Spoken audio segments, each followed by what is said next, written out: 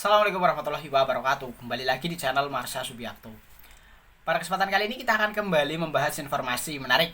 Kali ini lagi-lagi berkaitan dengan honorer dan P3K ya. Jadi hari ini kembali ada informasi atau berita menarik berkaitan dengan honorer dan P3K ini. Ada usulan bahwa sebaiknya pemerintah, dalam hal ini Kementerian Pan-RB, membuka seleksi P3K untuk tahap ketiga gitu ya. Karena pada seleksi P3K di tahap pertama dan tahap kedua masih banyak honorer atau tenaga non ASN yang TMS atau tidak memenuhi syarat pada saat proses seleksi administrasi.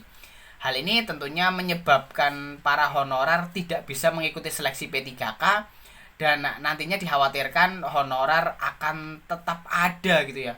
Padahal seharusnya jika sesuai Undang-Undang Nomor 20 Tahun 2023 tentang ASN, seharusnya di tahun 2025 sudah tidak ada honorer. Artinya semua yang bekerja di instansi pemerintah statusnya adalah ASN, baik itu PNS dan juga P3K.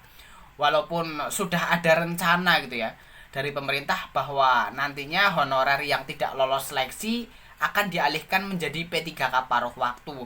Walaupun lagi-lagi petunjuk teknis terkait dengan pengangkatan honorer menjadi P3K paruh waktu belum jelas. Kementerian Pan-RB belum mengeluarkan aturan terkait dengan hal ini. Kemudian ada harapan juga atau usulan gitu ya, bahwasanya honorer atau tenaga non ASN yang belum memiliki kesempatan mengikuti seleksi P3K di tahun 2024 ini juga ikut diangkat menjadi P3K paruh waktu. Tetapi tentunya dengan melihat anggaran daerah gitu ya. Dan untuk lebih jelasnya terkait dengan hal ini, kali ini kita akan coba lihat beritanya ya. Langsung saja, bagi yang penasaran, simak terus. Oke, bismillahirrahmanirrahim. Langsung saja kita mulai. Jadi inilah berita atau informasi berkaitan dengan harapan dibukanya seleksi P3K di tahap ketiga ya, untuk menyelamatkan honorer yang tidak memenuhi syarat. Diberitakan oleh cpnn.com, judulnya seleksi P3K 2024 tahap 3 bisa selamatkan honorer TMS. Jangan ada PHK massal. Kita coba bacakan ya. Honorer TMS alias tidak memenuhi syarat masih tidak jelas statusnya. Pasalnya cukup banyak badan kepegawaian daerah atau badan kepegawaian dan pengembangan sumber daya manusia yang menolak untuk memasukkan honorer database PKN pada seleksi P3K 2024 tahap 2. Sekjen DPP Forum Honorer Non Kategori 2 Indonesia, Tenaga Kependidikan Herlambang Susanto mengungkapkan, di lapangan banyak tenaga non ASN yang khawatir dengan status TMS. Bukan hanya honorer database, non-database juga was-was dijadikan TMS saat pengumuman seleksi administrasi P3K 2024 tahap 2. Dia pun mendesak pemerintah untuk membuka pendaftaran P3K 2024 tahap 3. Ini untuk menyelamatkan honorer TMS dan pada tahap 1 dan 2. Pemerintah harus menyelamatkan honorer yang tidak memenuhi syarat seleksi P3K 2024 tahap 1 dan 2. Jika tidak, pemutusan hubungan kerja massal mengancam, kata Herlambang Susanto kepada CPNN Minggu 15 Desember 2024. Menurut dia, pendaftaran P3K 2024 jangan hanya dibuka 2 tahap. Pemerintah harus membuka tahap ketiga untuk mengakomodasi honorer yang gagal tahap 1 dan 2.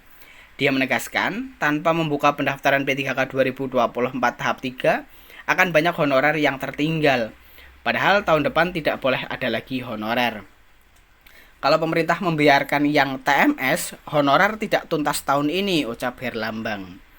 Lebih lanjut, saat menghadiri HUT PGRI dan Hari Guru Nasional di Provinsi Jawa Tengah, mereka sudah mengusulkan kembali dan menyampaikan sejumlah harapan kepada Ketua PGRI Jateng Muhdi yang juga Komite 1 DPD RI, yaitu 1.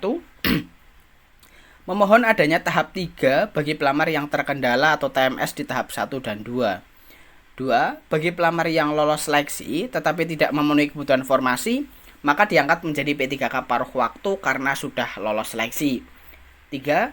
Bagi honorer yang belum mendapat kesempatan mengikuti seleksi P3K 2024, sebaiknya diusulkan oleh pejabat pembina kepegawaian kepada Menteri Pendayagunaan Aparatur Negara dan Reformasi Birokrasi Rini Widiantini menjadi P3K paruh waktu sesuai mekanisme, kebutuhan dan kekuatan APBD-nya.